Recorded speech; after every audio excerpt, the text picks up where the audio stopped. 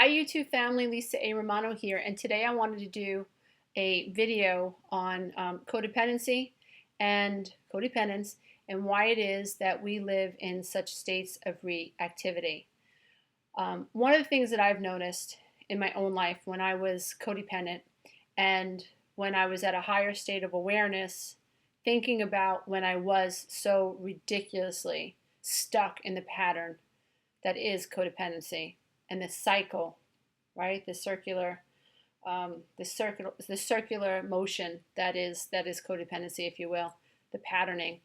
When I was being aware of it, observing it, I noticed certain things like this. I was constantly reacting. My mother-in-law would say something like, "Wow, it's cold outside, and I have to hang my Christmas lights." And I would say, "Oh, okay, I'll hang your Christmas lights for you." Never asked me, but I was reacting to what was happening on the outside of me. I would meet up with people in the street that I haven't seen in a long time, and I wasn't even thinking. I was just like, "Wow, you look great. How are you? How are the kids? How's your mother? How's your father? Oh, how's your sister?" Blah, blah, blah, blah, blah. Constantly reacting to what was going on outside of me. It was like I didn't exist. When I was relating to my ex-husband, I did not exist. It was always, how do you feel? What do you think? What do you need? Oh, I'm selfish because I want to go and have, I don't know, I want to have Chinese food tonight instead of pizza. I'm selfish and I'm self-serving and all I do is think about myself. Am I selfish because I want Chinese food? Maybe I'm selfish because I want Chinese food. The kids really like pizza. I mean, I was constantly reacting to whatever he said. If when I woke up in the morning, I was like a robot. I was constantly, okay, gotta walk the dog, gotta feed the dog, gotta feed the fish, gotta feed the birds, gotta take my son to football, gotta come back, gotta make sure my daughter's lunch is packed. Oh, she doesn't like chicken. She really wanted turkey. My ex-husband then. My husband really wanted Gatorade with his lunch. Oh my goodness, I only have Orangina. Oh, I'm such a bad person because I have Gatorade. Hey, Lisa, where's my Gatorade? Why? Oh, I don't want Orangina. What's wrong with you? You're so selfish. Why couldn't you remember my Gatorade? All you have to do, what do you have to do all day? You sit around all day. You don't work. You don't work. The least you could do is remember my Gatorade. I'm such a bad person because I forgot his Gatorade. Oh my God, he's angry with me. Okay, okay. What do you want for dinner? What do you want for dinner? Oh, you want spaghetti meatballs for dinner? Okay, I'll get you spaghetti meatballs for dinner. Oh my God, the laundry. Oh my God, gotta get the laundry. Oh my God. Oh, my son has baseball tonight. Gotta make sure his pants are his bleached. He can't go to baseball with dirty pants. Oh my God, where is his cleats? Gotta make sure That's the way a codependent lives. That's just a little bit of it. When you're codependent, you're living in the program. What's the program? The program is, I need to be validated outside of self. I need to people please. I need to make sure that people aren't angry at me. I'm afraid of fear. I have to make sure that everyone else is okay but myself. When you stop to think about that, that means you don't exist. That means you're an extension of everyone else that is outside of you.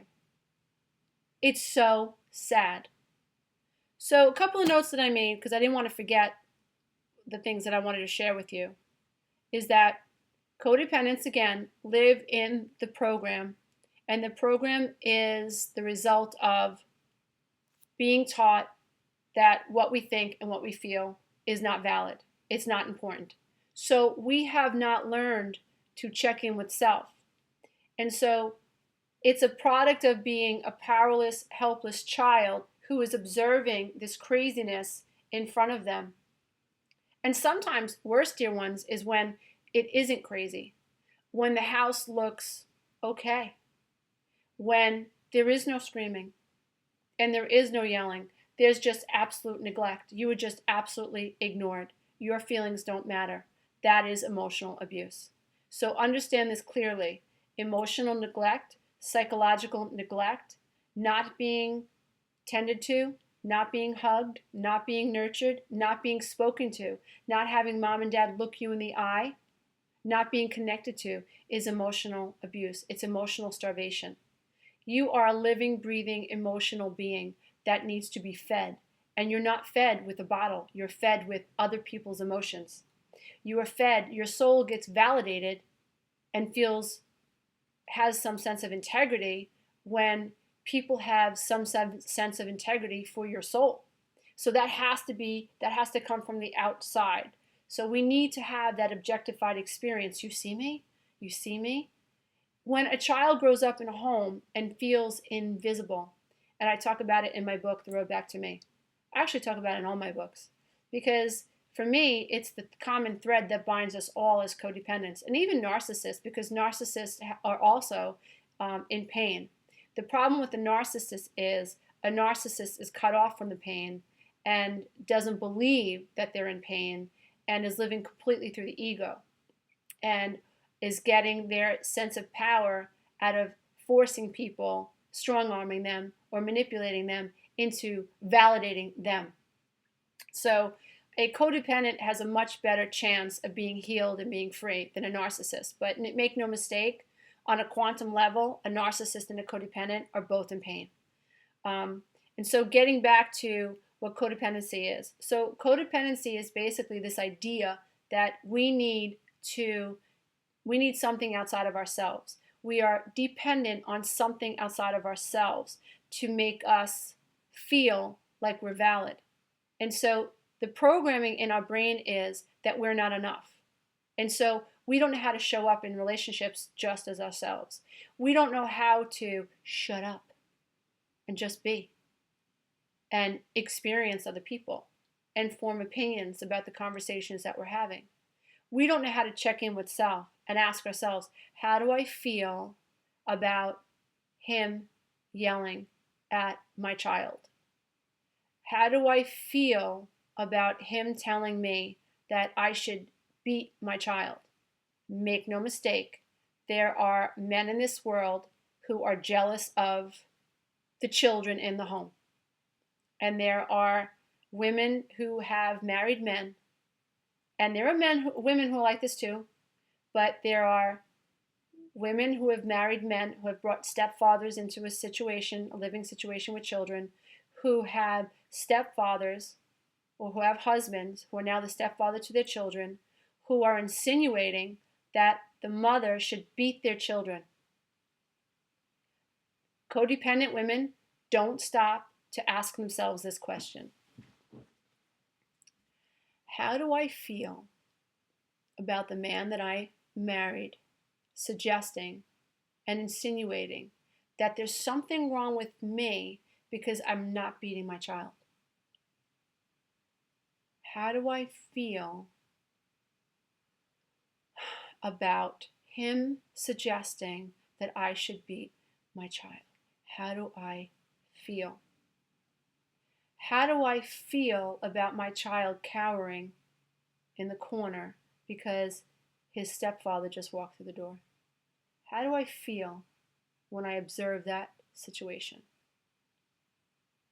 How do I feel when I go to school, my child's school, and the kindergarten teacher is insinuating that I'm not doing enough as a mother?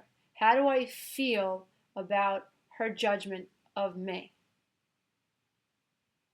How do I feel about my husband manipulating how my family sees me? How do I feel about that? How do I feel about going to that party and having my husband ignore me and talk to other females the entire evening? How do I feel about that? How do I feel when I confront my husband and he tells me I'm being over emotional? How do I feel about being told my feelings don't matter? How do I feel about being invalidated? How do I feel? How do I feel? How do I feel? Now, we don't know how to do that. Now, the reason we don't know how to do that as codependents is because we weren't flagged for that type of information. Our brain is a computer, and we can only operate with the data that has been inputted into it. So it goes back to childhood brainwashing, childhood conditioning. And so if I am conditioned to not worry about my feelings, I'm not going to know how to worry about my feelings. And then I will not have any personal internal boundaries. I won't know when I'm being violated. I won't know that when I ask my husband a simple question and he comes back with, oh, you're so emotional. Oh, your feelings. Oh, everyone thinks you're crazy. I won't know to stop and ask myself, how do I feel about him minimizing me? If you've been minimized your whole childhood, you don't know that that's a red flag. That's normal. That's normal. So what codependents do, they don't realize it. Codependents are stuck in unconscious programs, hamsters wheels. That's all they are. That's all they are. That's all they are. We're reacting to our external experiences with the tools and the downloads that have been imprinted into our brain. Until we wake up and become above the veil of consciousness and see the pattern, we can't change it. We are powerless to that which is us, that is unconscious. We have supreme power when we choose to become aware of the patterns and detach from the patterns. Really, really important that every codependent gets to a point in their life where they understand that their programs are not them. Programs are not you. I suggest that all of you get yourself a little angel statue and put it on your dresser or your nightstand and let it be the first thing that you see in the morning and the last thing you see before you go to bed. And may you program your brain to understand that at your core, you are divine. You're an angel. You're like a star in the sky. You're no more important and no less important than any tree, than any whale, than any dolphin, than any president, than any pop star, than any star in the sky. We are all important and all just as important. We're all part of this whole. Now, the problem that we have as codependents is that we're so far removed from any idea that makes us believe that we're worthy.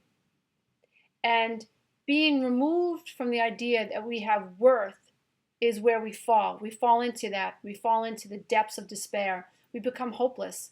We become unconscious. We don't even know that we have a self. We don't even know that we're worthy. The old programs are running the show. Some people say that codependency is an addiction. You know, I'm not so sure. If I don't know how else to be but codependent, because that's my experience, I don't know how, I guess it could be considered an addiction if I'm getting a high when validated and then become addicted to the high when I am finally able to gain validation, which I believe happens, when people are in codependent relationships with a spouse and then they become like bored in the relationship. It's just the same thing over and over, and they don't act on the idea that they can actually make a choice and shift. And so they stay in the relationship feeling powerless and helpless, and then they start flirting with the guy at work, and then they have an affair, and now the text message, the validation from the text message that they're getting from the guy that they're having an affair with becomes addictive. That cycle of feeling validated outside the marriage in another codependent enmeshed relationship, I can see becomes addictive, because then the brain is going to release dopamine and all those funky, nice feeling, hormones in the brain will get secreted, and neurotransmitters will get secreted, and then there will be a reaction to the brain, like an addictive response to this validation outside of self. But I'm not so sure. If all you know is codependency, if all you know is to deny self, I'm not so sure that that can be in and of itself is considered addictive. I do understand that the cycling outside of the original codependent enmeshed dynamic can be addictive. That's just my opinion.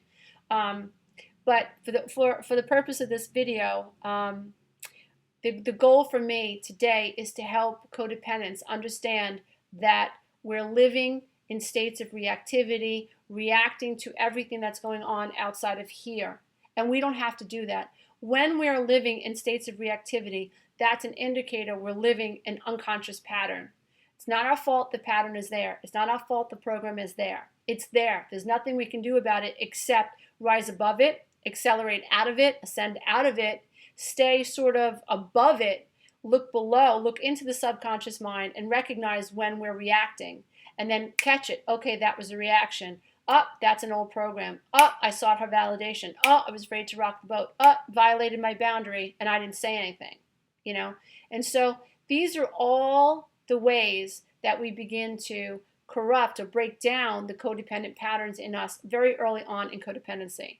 So I feel very, very adamant about the 1, 2, 3 process. Breaking the codependency code in us requires us to accept how we feel what we feel, and decide what we're going to do about it. The third step of the 1, 2, 3 process is where you are learning to assert boundaries. We don't know how to assert boundaries because we never learned to check in with self. And so, if you're married and your wife is pushing you around, you don't know to ask yourself, how does that make me feel? How does that make me feel? So without the, how does that make me feel? How does that make me feel? You can't assert a boundary. Because unless you know that something is making you uncomfortable, you don't know to put up a boundary and say, hey, knock it off. That's not going to work. You don't know how to do that because you're not checking in with self. So all day, every day, early on in codependency recovery, it's about asking yourself how I feel. You go to the deli, how do I feel? How do I feel about this deli guy? How do I feel about the conversation? You go to the dentist. How do I feel about the dentist? How do I feel about this astronomical bill? How do I feel about the service today? How do I feel about the work that he says I need? Do I believe that I need all this work? Should I get a second opinion? What makes me feel comfortable? When your adult children come into the house, if they're disrespectful, it's not about not rocking the boat anymore. It's about how do I feel about my adult child walking in here and being disrespectful? How do I feel about that?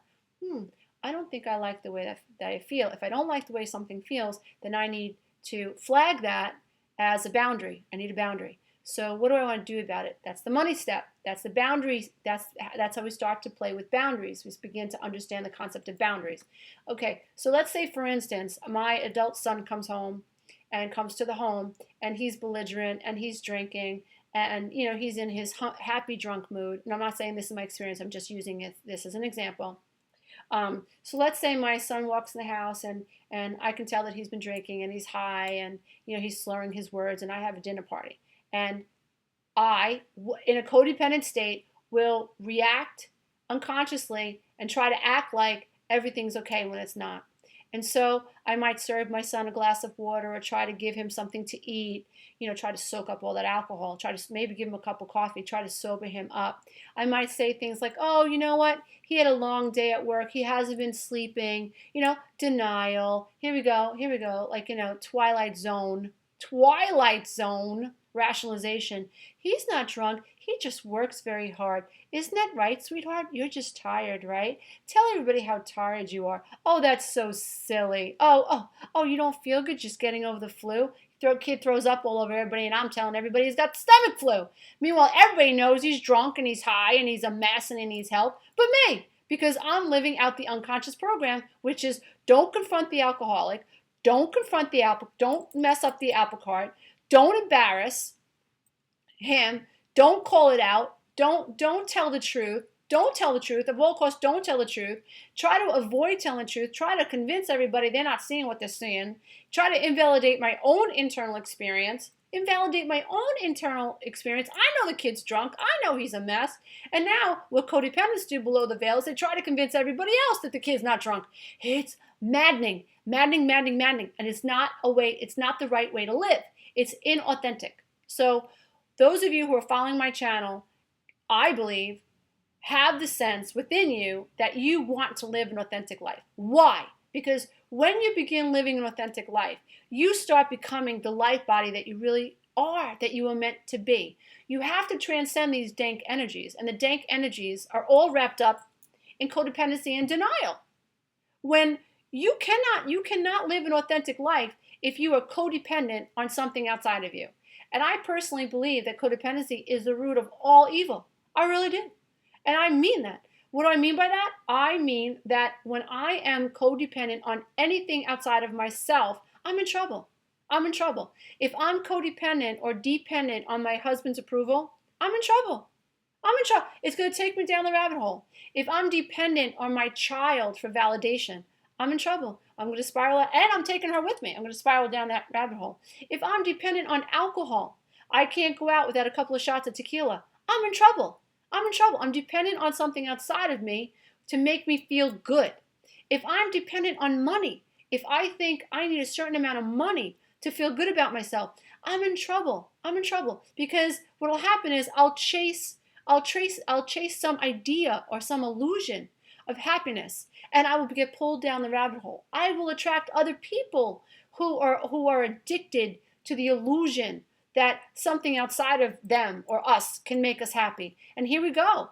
Here we go. Here we go. It gets multiplied now. Now I attracted all these crazy people who believe that their happiness is somehow tied up in something or is dependent upon something that exists outside of them. So yeah, I think codependency is the root of all evil. Now, that brings us to question, well, what is the definition of codependency? Now, I believe that everyone's entitled to their own opinion and their own definition.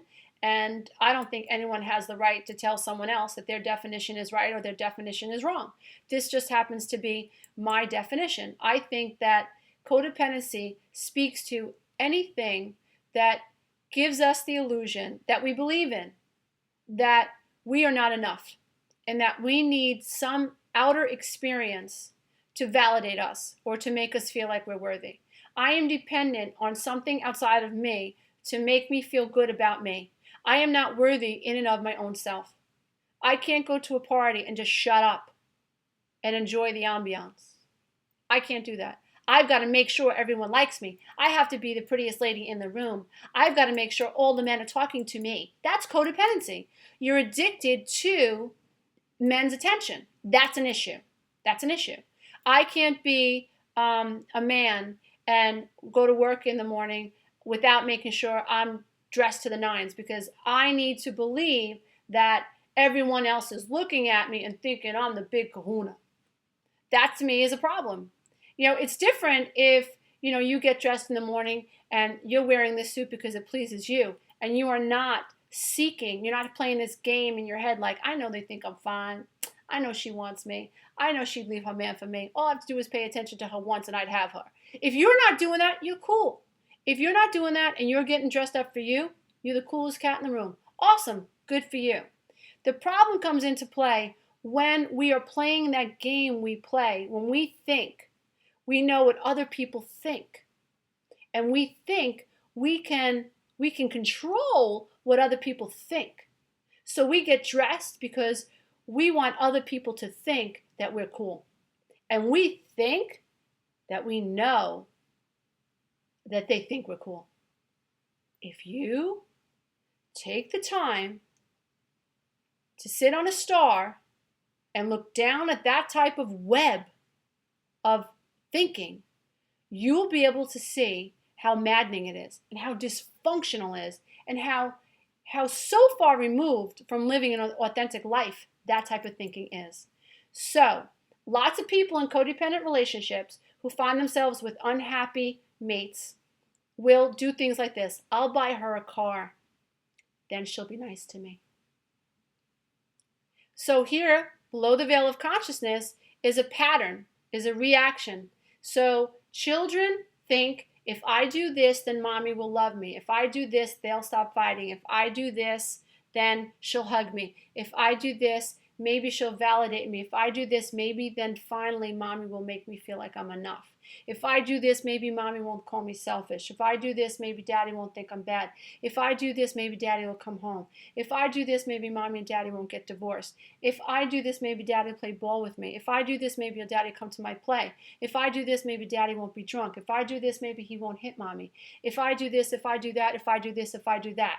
So again, that is the unconscious programming. Here we go. Here we go, the hamster's wheel. The only way to break it is to ascend from it, spiral out of it. As adults, we are not powerless. We can see the pattern.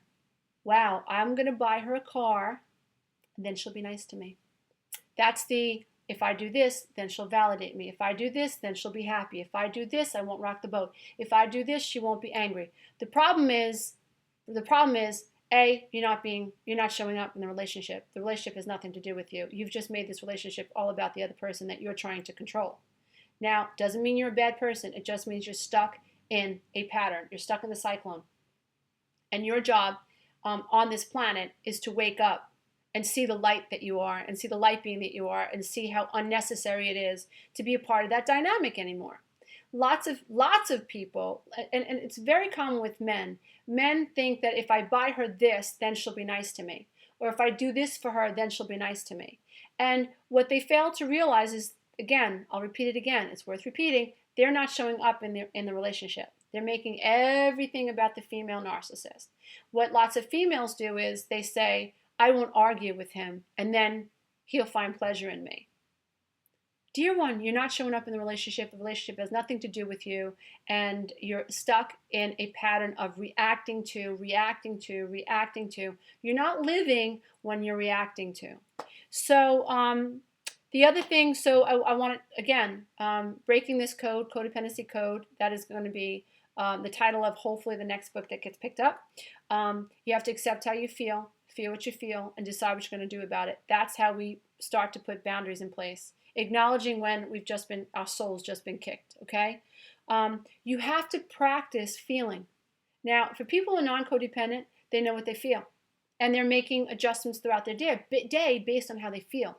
They're not caught in states of reactivity. Oh, she's upset, let me make that better. Oh, he's pissed off, let me make that better. Oh, my kid needs this, let me make that better. Oh, my mother-in-law called, let me do that for her. Oh, my sister-in-law needs me, let me run there. Yeah. Non-codependent people don't do this. They do this. Hi, Lisa, it's your mother-in-law. Hey, Ma, how you doing? Listen, I have to go to the doctor today.